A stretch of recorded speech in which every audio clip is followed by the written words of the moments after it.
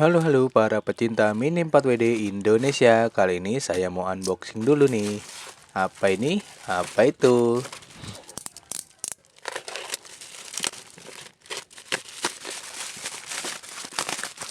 Dan ini dia mini 4WD dari Animal Series. Kita buka dulu apa itu isinya. Oh, ternyata hanya bodinya saja nih guys. Dan ini dia. Nah, si beruang putih ini nantinya akan saya pasang untuk pesanan body custom Kampas C yang dipasangkan untuk FMA ini guys. Jadi biar tambah lucu aja ya. Buat teman-teman yang pengen pesan body custom Kampas C atau Kampas Gambol, bisa nih kita custom dengan tambahan figur Tamiya Mini 4WD.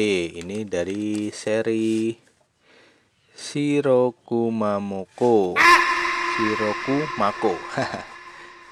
Oke, see you. Sampai jumpa di video berikutnya.